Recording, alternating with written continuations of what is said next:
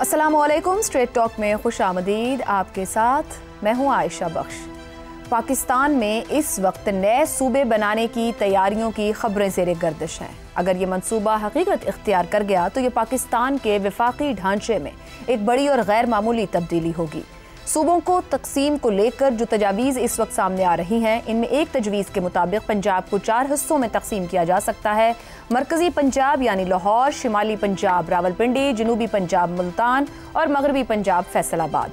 बलोचिस्तान को भी 4 हिस्सों में बांटने की बात हो रही है। साहिली बलोचिस्तान गवादर, मरकज़ी बलोचिस्तान खुजदार, शिमाली बलोचिस्तान कोयटा और मशरक़ी बलोचिस्तान डेरा मुराद जमाली। इसी तरह खैबर पख्तूनख्वा को 2 सूबों में तकसीम करने का मंसूबा है, शिमाली खैबर पेशावर और जनूबी खैबर डीआई खान, जबकि सिंध को शहरी सिंध कराची और दही सिंध सक्खर में तकसीम करने की तजवीज़ सामने आ रही है।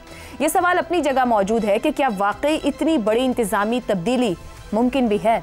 पाकिस्तान के आइन के आर्टिकल 239 के मुताबिक किसी भी सूबे की हुदूद में रद्दोबदल या नया सूबा बनाने के लिए न सिर्फ कौमी असम्बली और सेनेट में 2/3 अक्सरियत दरकार है, बल्कि मुताल्लिका सूबाई असम्बली से भी 2/3 ज़रूरी है।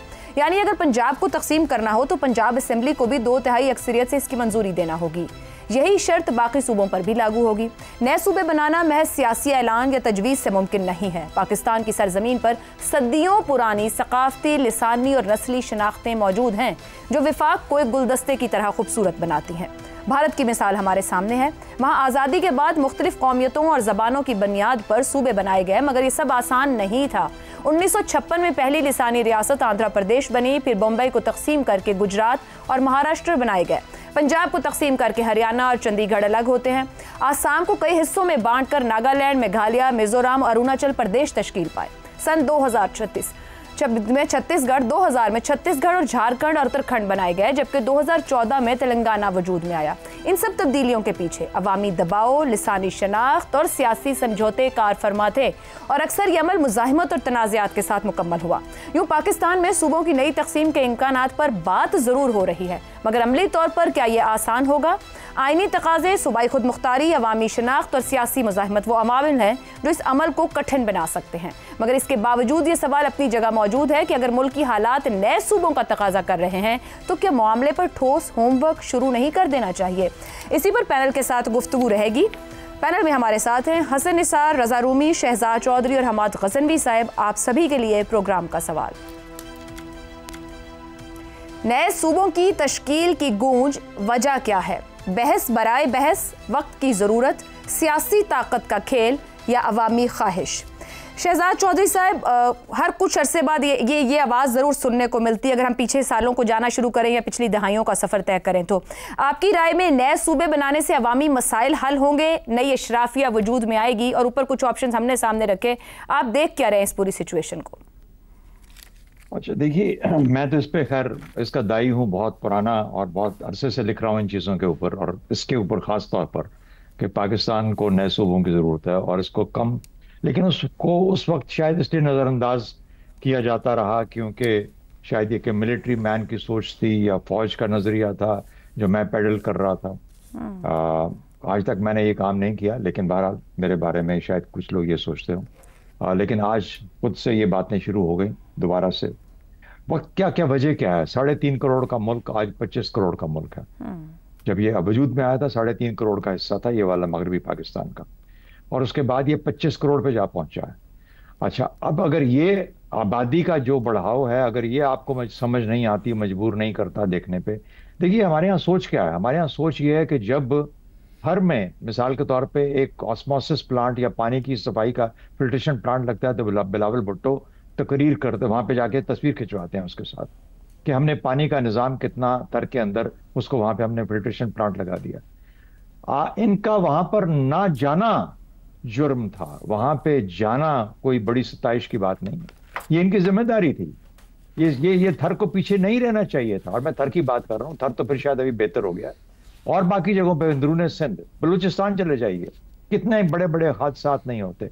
कभी देखा कभी किसी वजीर को, वजीर आला को, वजीर छोटे वजीर को, उस इलाके के MP MNO को वो वहां पे मौजूद हो जब लोगों के अंदर ये अफरा तफरी मची होती है, उधर मौजूद हो उनकी दिलजोई के लिए? कभी भी ऐसा नहीं होता। तो वक्त पीछे रह चुका है। वक्त पीछे रह चुका है। ये मुल्क इस वक्त अनगवर्नेबल हो चुका है। एक मिसाल और ले लीजिए, कराची संभाला नहीं जा रहा। बिल्कुल। तकरीबन जैसा मैंने पिछले मरतबा कहा, 2.25 से 3 करोड़ की आबादी है, एक शहर की बात कर रहा हूं। तो ये जो सूबे इतने हुमंगस हो चुके हैं, जिनकी आबादियां कहां से कहां जा चुकी हैं, ये कैसे कंट्रोल हो सकते हैं? कराची कंट्रोल नहीं हो सकता, सूबे कैसे कंट्रोल होंगे? बलूचिस्तान की डिटेल से दूर तक कौन पहुंचता है? वहां पे कोई पहुंच ही नहीं सकता।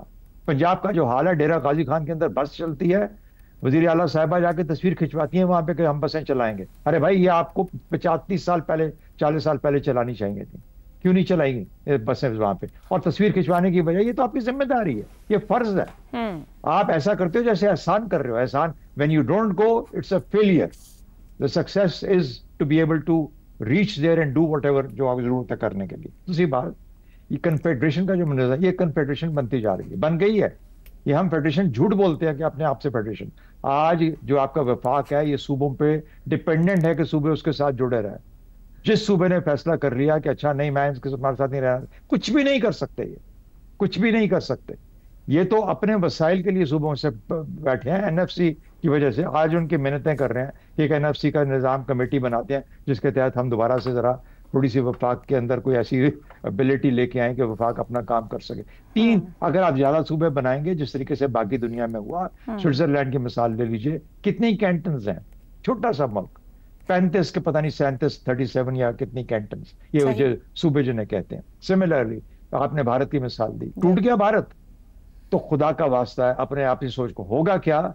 सबसे पहले सिंध खड़ा होगा कि सवाल ही पैदा, देशो देशो सिंध ना देशो, बस ये आएगा नारा वहां से। बदकिस्मती। मगर आपकी गुफ्तगू बता रही है कि वक्त की जरूरत है, आपकी गुफ्तगू ये ट्रांसलेट वक्त बहुत पीछे रह चुका, वक्त बहुत। अगर पाकिस्तान की बका चाहिए उस शक्ल में, जिस शक्ल में आज पाकिस्तान ज्योग्राफिकली एग्जिस्ट करता है, तो आपको ये करना पड़ेगा लोगों के घरों तक। आपने कहा ना नई अशराफिया, नई अशराफिया क्यों ना बने? नई अशराफिया बनेगी तो कोई आज का जो मिडिल क्लास है किसी अशराफिया में आएगा ना। ठीक है, तो पाकिस्तान की जरूरत है, पर बाकी लोग पाकिस्तान की जरूरत है, करना पड़ेगा वसाइल को कंट्रोल करने के लिए, देखने के लिए, उनसे फायदा हासिल करने के लिए, लोकल बॉडीज, लोकल गवर्नमेंट के थ्रू। लोग कहते हैं ना, यहाँ पे देखें जिस मुल्क में मैं इस वक्त बैठा हूँ, वहां पे एक एक काउंटी के अंदर वहां का शेरिफ अलहदा, वहां की पुलिस अलहदा, वहां का निजाम अलहदा, म्यूनिसिपैलिटी डिलीवर होता है। दुरुस्त हो गया शहजाद जी, तब काम होते हैं। ठीक हो गया। हसन निसार साहब, ये नए सूबों की तश्कील की गूंज भी कोई नई नहीं है, आपने भी बहुत बार सुनी हुई। कुछ ऑप्शंस आपके सामने रखे हैं, आपके ख्याल में इस वक्त इस गूंज की वजह क्या है? देखिए, बात सुने, आपने पहले तो एक बड़ा शर्मिंदा कर देने वाला हवाला दिया हिंदुस्तान का। तो भाई उन्होंने तो जागीरदारी भी खत्म कर दी थी, दफन कर दी थी। सो इसलिए हमारा जो हाल है उसके पीछे हमारी ज़हनी बदहाली है। देखो, अवामी ख्वाहिश को मारो गोली, ये मुल्क और अवाम की बुनियादी ज़रूरत है, उनका हक है, और ये हमारी तारीख का अहम तरीन, मैं समझता हूं क़याम पाकिस्तान के बाद, फॉल ऑफ ढाका भी नहीं, ये अहम तरीन फैसला होगा। अच्छा, वजह ये सूबे कई मुल्कों से, उधर इशारा किया शहजाद साहब ने, कई मुल्कों से बड़े हैं आबादी साइज दोनों हवालों से। अच्छा, और ये सूबे नहीं है, ये राजवाड़े हैं, जागीरें हैं, चीफडम्स हैं, फीफडम्स हैं, और ये जग्गों और ठग्गों के अड्डे हैं। दूर दराज के अवाम के लिए अपने सूबाई दारुल हुकूमत में आना ऐसे ही है जैसे चांद पे जाना। उनका गरीबों की दिहाड़ियां टूट जाती। ये सफाक भेड़िए गौर ही नहीं करते। दिहाड़ी आदमी को किधर चले, फोर्ट मनरो से तख्त लाहौर पहुंचे। अच्छा, आगे मखसूस, मनहूस, महदूद खानदानों के गढ़ हैं ये सूबे, मौजूदा साइज वायबल ही नहीं। और एक बात आखिरी याद रखना, इंतजामिया कितनी भी फरिश्तों पर मुश्तमिल हो, कितनी भी, उसका एक सैचुरेशन पॉइंट होता। अल्लाह पाक ने जो अनगिनत फरिश्ते रखे हुए हैं, एक आदि काफी नहीं था गवर्नर, नहीं, गलत है ये पाकिस्तान के लिए फेटल, ये अजाब, इससे निजात हासिल करो, और जो इसको रेजिस्ट करे उसे बुलडोज कर दो। ठीक हो गया। तो सब ये अड्डे हैं, और जो अंदर बैठ के इसकी मुखालफत करेंगे, वो मैंने उनके ये लफ्ज इस्तेमाल किए, चीफडम्स, फीफडम्स, जग्गे और ठग। बुलडोज करो, अगर एक मुल्क चाहिए तुम्हें, ऑब्वियसली ठीक और हो इसके गया। अवाम की इज्जतों और जरूरतों का ख्याल है तुम्हें, तो ये बेशर्मी और बेहयाई है जो इस मुल्क में जारी है। खुदा का खौफ करो। फोर्ट मनरो से को बंदा लाहौर के लिए चले, दुरुस्त वैलिड पॉइंट्स है गरीब निसार आदमी साहब। होगा, महरूम।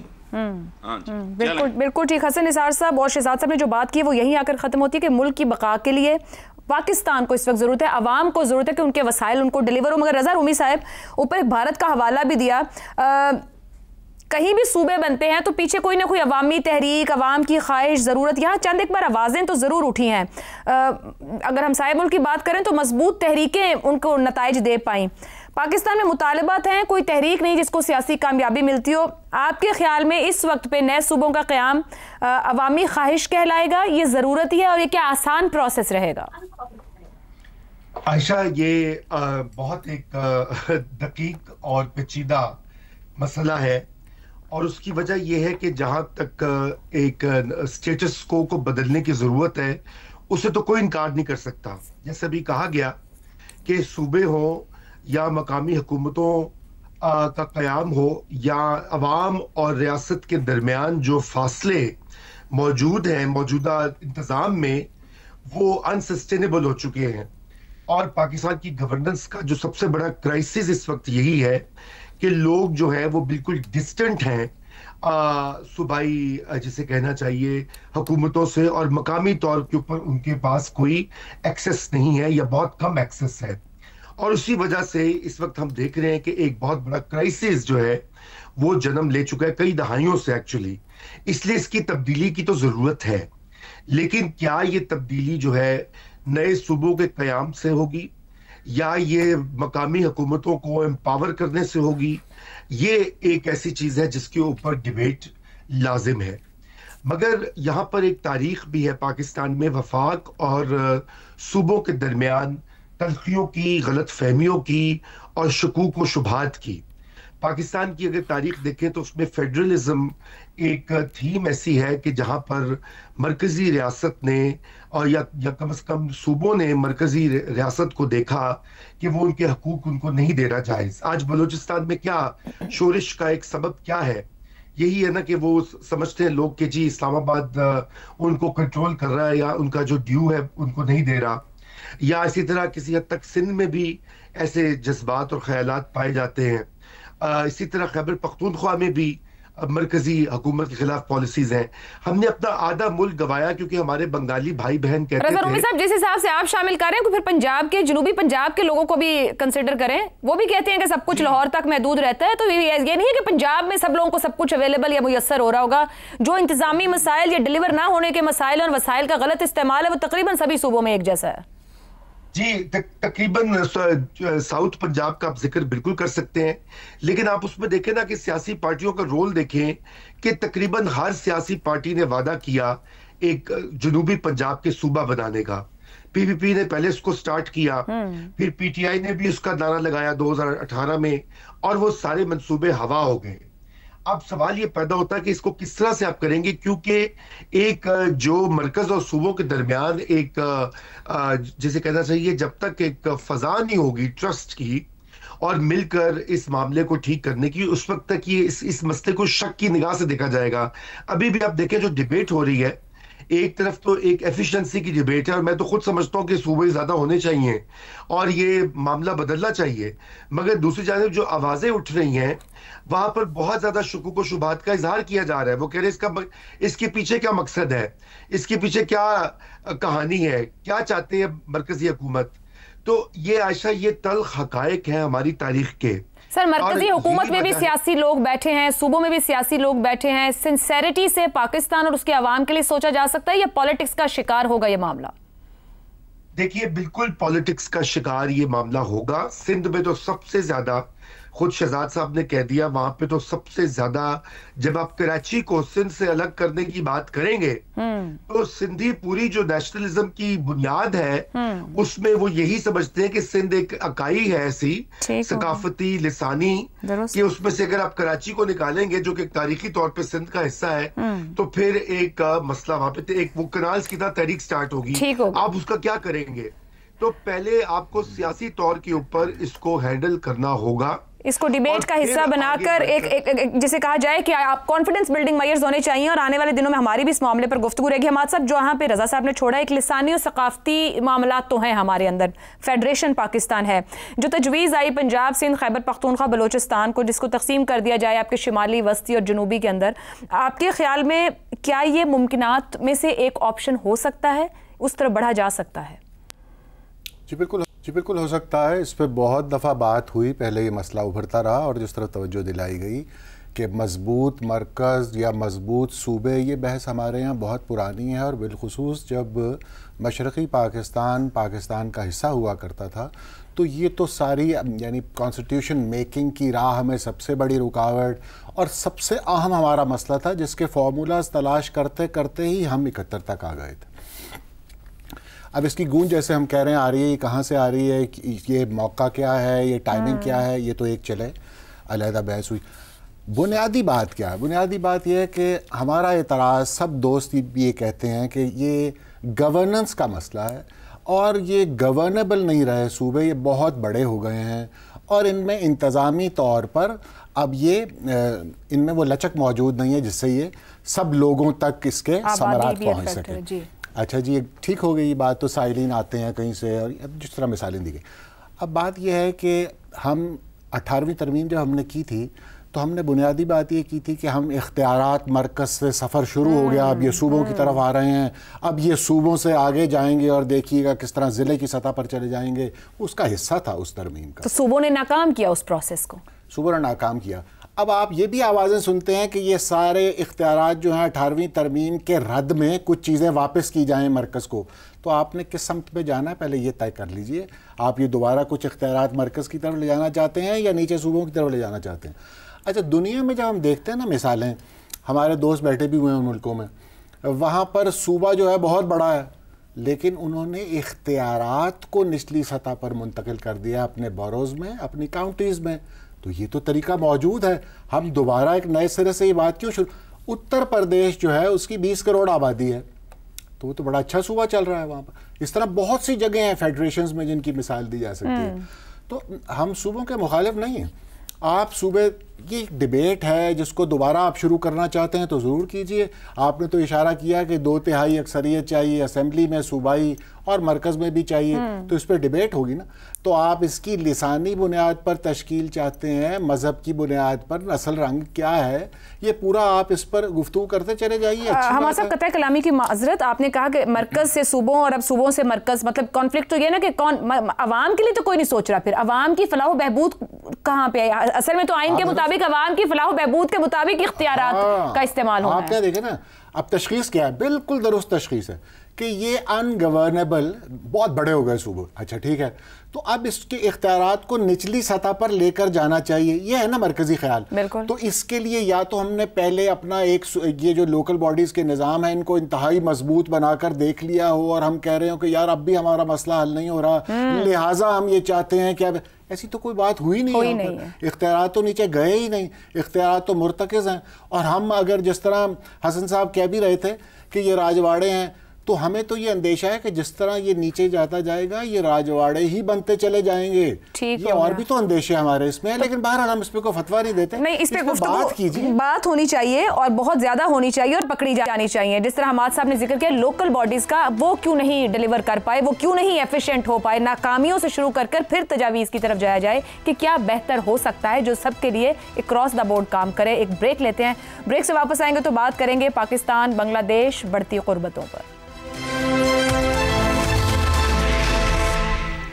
प्रोग्राम में एक बार फिर खुशामदीद। नायब वज़ीर आज़म और वज़ीर ख़ारिजा इसहाक डार ने ढाका में बांग्लादेश के chief adviser professor Mohammad Yunus से मुलाकात की है, जिसमें पाक बंगला ताल्लुकात की बहाली, नौजवानों के रवाबित, कनेक्टिविटी और इलाक़ी ताउन पर तबादला ख्याल हुआ है। इस मौके पर इसहाक डार ने मुशीर ख़ारिजा मोहम्मद तौहीद हुसैन से भी तफसीली गुफ्तगू की, जिसमें आला सतही रवाबित, तिजारत, तालीम, सकाफ़त और इंसानी हमदर्दी के मसाइल पर गौर किया गया। साक की बहाली, मसला फ़लस्तीन और रोहिंग्या बहरान पर भी बात हुई और दोनों मुल्कों ने ताल्लुकात को मज़ीद मुस्तहकम बनाने पर इत्तफाक किया। इस दौरे के दौरान पाकिस्तान और बांग्लादेश के दरमियान 6 मुआहिदों और याददाश्तों पर भी दस्तखत हुए हैं, जिनमें सिफारतकारों के लिए वीज़ा फ्री मुआहिदा, तालीमी और तहकीकी ताउन और मीडिया इश्तिराक शामिल है। पाकिस्तान ने इल्मी राहदारी के तहत 500 बांग्लादेशी तलबा को स्कॉलरशिप्स और 100 सिविल सर्वेंट्स के लिए तरबियती प्रोग्राम्स देने का भी ऐलान किया है। इसहाक डार ने बेगम खालिदा जिया समेत मुख्तलिफ सियासी रहनुमाओं से भी मुलाकात की। ये सब एक नए बाब का आगाज़ है। साबिक़ वज़ीर आज़म शेख हसीना के 15 साला दौर में पाकिस्तान और बांग्लादेश के ताल्लुकात शदीद सरदमोहरी का शिकार रहे। शेख हसीना ने अपनी पॉलिसीज़ के ज़रिए ढाका को नई दिल्ली का सियासी और माशी ज़ेर असर बना दिया और पाकिस्तान के साथ ताल्लुकात को मुसलसल नज़रअंदाज किया गया। बांग्लादेश के अंदर भी इस रवैये के खिलाफ मुज़ाहिमत और तनकीद सामने आती रही है। अब सवाल यह है कि क्या प्रोफेसर मोहम्मद यूनुस की क़यादत में ढाका की नई हिकमत अमली जनूबी एशिया में एक नए दौर की बुनियाद रख सकती है? क्या बरे-सग़ीर के ये दो बड़े मुस्लिम मुल्क मुस्तक़बिल में बरादराना और तामीरी ताल्लुकात करने में कामयाब हो सकेंगे? इसी पर पैनल के सामने सवाल रखेंगे। पाकिस्तान बांग्लादेश बढ़ती क़ुर्बतें, मुआहदे और मुफ़ाहिमती याददाश्तें, ताल्लुकात में उतार चढ़ाव का माजी, अब की बार देरपा या आर्जी? शहजाद चौधरी साहब, देखिए 3 शख्सियात का नाम ले लीजिए, हसीना वाजिद, खालिदा जिया और डॉक्टर यूनुस। अब इन 3 शख्सियात की जो प्रेफरेंसेस हैं तीनों की मुख्तलिफ हैं। यानी इसका आइडियोलॉजी से भी चक्कर हो सकता है, उनका ताल्लुक हो सकता है, लेकिन शायद उतना ज़्यादा नहीं जितना इनकी प्रेफरेंसेस का ताल्लुक है। शख्सियात जो ऊपर आई उनकी प्रेफरेंसेस क्या थी। फिर आम तौर पर होता यूँ है कि ताल्लुकात आम तौर पर रियासतों में इंटरस्टेट हुआ करते हैं और उनका ताल्लुक मफादात से होता है कि जिसके मफादात आपस में जुड़ते हैं, जितनी देर तक जुड़ते हैं उस वक्त तक वो साथ रहते हैं। कुछ पार्टीज, पोलिटिकल पार्टीज की अपनी प्रेफरेंसेस होती हैं और बांग्लादेश में आपको ये शक्ल नजर आती है कि पोलिटिकल पार्टीज की एक इनमें दरमियाना, खालिदा जिया का जिक्र किया आपने। खालिदा जिया जब सदर थी तो पाकिस्तान के साथ कितने को गहरे ताल्लुकात थे उनके। उनकी शिकायत अगर हसीना वाजिद साहिबा जैसी नहीं थी तो उनसे कोई बहुत ज्यादा दूर भी नहीं थी, दरमियान में थी। तो कोई इतना थ्राइविंग रिलेशनशिप नहीं था बांग्लादेश और पाकिस्तान का। तो मफादात जब तक रहेंगे इकट्ठे। अब बात यह है कि स्पेस तो क्रिएट हो गई, आपकी पहचान हो गई, मामला थोड़े से खत्ते में चेंज हुए, भारत का जो इमेज था मुख्तलिफ मुल्कों के साथ भी वो भी बदला, बांग्लादेश के हालात भी बदले। अब ये जो स्पेस क्रिएट हुई है, बेशक इसहाक डार साहब ने बहुत अच्छा काम किया और कौमें यही करती हैं, मुल्क यही करते हैं कि अपनी जो स्पेस है उस लिहाज से डिप्लोमेटिक स्पेस को बढ़ाते हैं। इन्होंने बढ़ाया।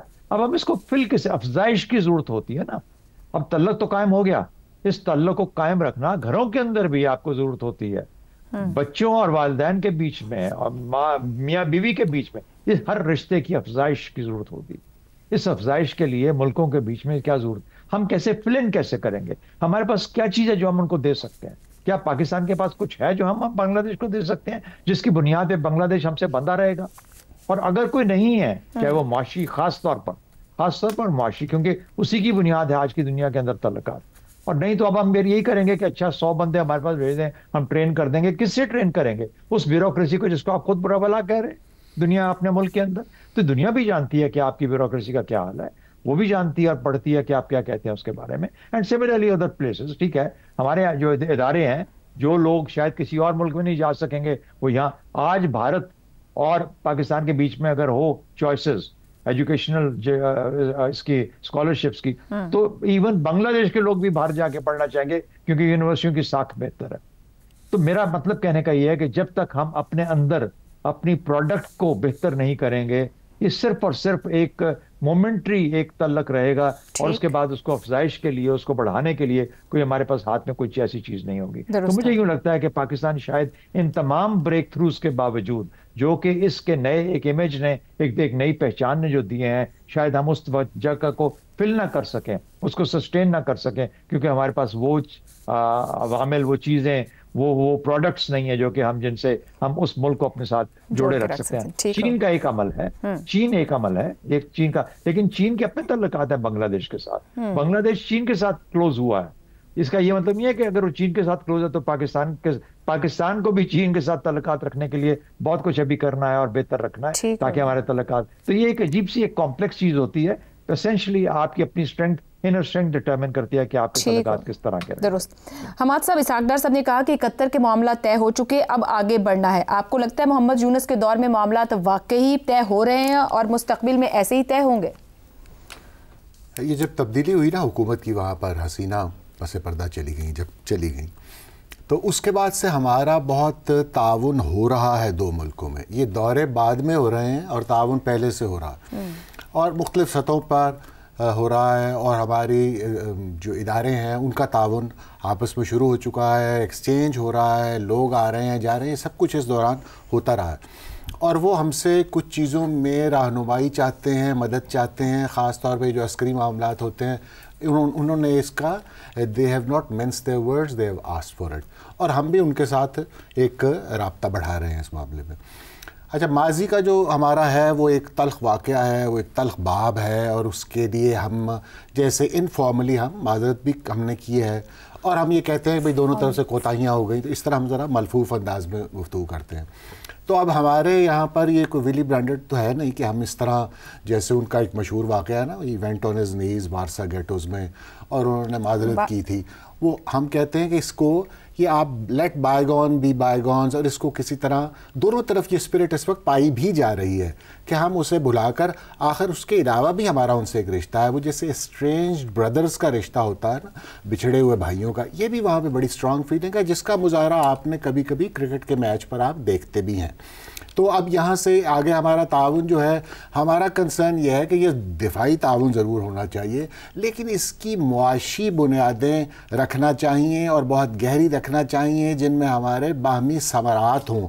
और पीपल टू पीपल कांटेक्ट के अलावा इसका कोई तरीका नहीं होता। दुनिया ने इसे आजमाया है कि लोग जो हैं वो आपस में करीब आते हैं और एक दूसरे के बारे में खुश राय यानी अच्छी राय रखते हैं और तभी ये मामला आगे चलता है। तो हमारा ये जो ख़ित्ते में वैसे भी सूरत हाल डेवलप हो रही है ये चाइना के हवाले से, उसमें भी बांग्लादेश और पाकिस्तान लगभग उनका एक ही स्टांस है और वो एक ही कैंप की तरफ ज़्यादा राग़िब नज़र आते हैं। और इस सारे मामले से हिंदुस्तान को जो ज़क पहुंची है वो तो हमारे सामने है। वो तो समझते थे कि ये हमारी एक सैटेलाइट स्टेट है बांग्लादेश, और बांग्लादेश ने जब उनसे रिहाई हासिल किया है तो वो इस पर बहुत तिल मिला रहे हैं और मुसलसल इस कोशिश में है कि वहाँ पर जो इलेक्शन होने जा रहा है उसके रिजल्ट्स जो हैं वो मज़ीद इंडिया को हर्ट ना करें। ठीक हो गया जी। एक ब्रेक के बाद हसन निसार और रज़ा रूमी की राय।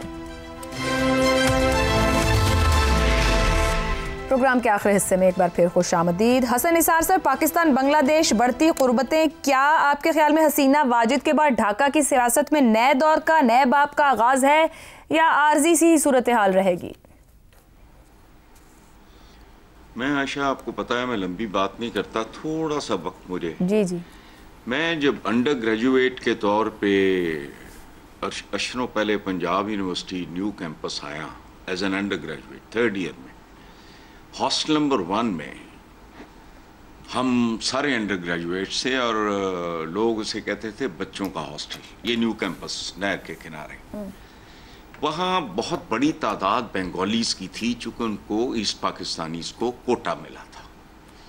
सो ज़ाहिर है हमारी जैसी उम्रें थी, बहुत प्यार मोहब्बत। और एक बात आपको बता दूँ, वो मेरा बड़ा प्यारा दोस्त था ABM फारूक, उसको प्यार से बाबुल कहते थे, तो वो छेड़ा करता था उस वक्त भी हमें कि तुम साला पौन जॉबी, ये बात को समझने की कोशिश करना, तुम साला पौन जॉबी, तुम्हारा तो मोनोपोली है।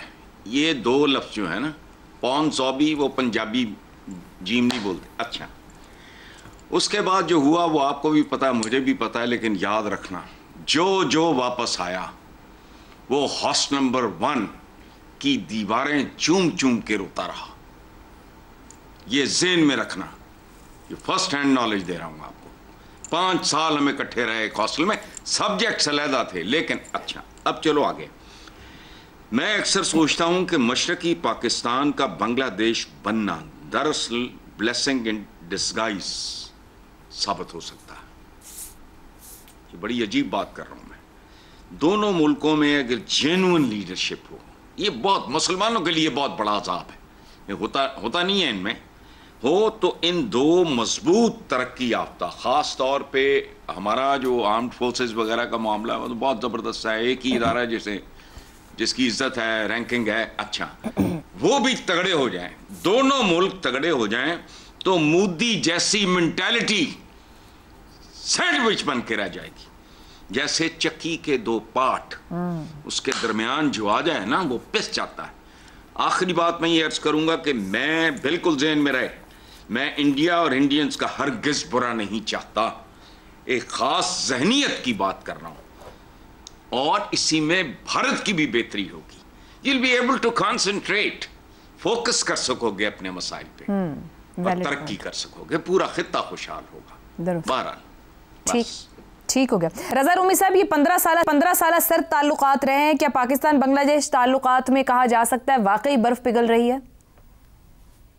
जी बिल्कुल, ये एक बहुत ही अच्छी डेवलपमेंट है, उम्मीद अफजा भी है, और मैं समझता हूं कि एक नादिर मौका है पाकिस्तान के पास अपने जो इलाकाई पॉलिसी है उसके ऊपर तवज्जो देने की तरफ। हसीना वाजिद की प्रेजेंस की वजह से ये रिलेशनशिप आगे बढ़ा ही नहीं, बल्कि मैंने एक वहाँ पे साबिक जो सफीर है उनका इंटरव्यू किया था और उन्होंने कहा था कि उनको कई हफ्ते महीने अपॉइंटमेंट ही नहीं मिली थी जब वो वहाँ पर गए थे अपना चार्ज संभालने के लिए, और जिस तरह का उनके साथ वहाँ पे बर्ताव होता था बांग्लादेश की हुकूमत का, वो भी अजीबोगरीब बात है। तो ये जो अभी कुछ हो रहा है ये तो एक मिरेकल से कम नहीं है, एक मोज़े से कम नहीं है।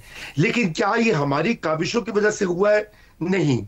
इसमें सबसे पहली तो ये बात है कि बांग्लादेश की आवाम में जो हिंदुस्तान के बारे में इस वक्त एक गुस्सा जो फैला हुआ है, एक तो वो बहुत बड़ा रीजन है, उसी वजह से ये तहरीक भी चली और हसीना वाजिद को देखा जा रहा था एक ऐसे पॉलिटिशियन के तौर पे जो प्रो हिंदुस्तान है या हिंदुस्तान की इजारादारी की अलमबरदार है। और दूसरा, इसमें चीन बहादुर का रोल है, क्योंकि चीन जो है वो उसके बांग्लादेश के साथ जो ताल्लुकात है, बांग्लादेश भी उसी कैंप का हिस्सा है जिस कैंप का हिस्सा हम बनते जा रहे हैं। तो ये खुदा की तरफ से हुआ है और जो इलाकाई सूरत अवामिल बदले हैं। अब रोल आता है कि हमने क्या करना है। यहाँ पे पीपल टू पीपल कॉन्टेक्ट की बात हुई, तिजारत की बात हो सकती है। आपको मालूम है कि एक जमाने में बहुत से पाकिस्तानी सनतकार ढाका चले गए थे क्योंकि बिजली बड़ी महंगी थी, कराची में बड़ी इनसिक्योरिटी थी। तो इस तरह की पहले अपॉर्चुनिटीज जो है, इकोनॉमिक कोऑपरेशन जो है वो चलती रही है।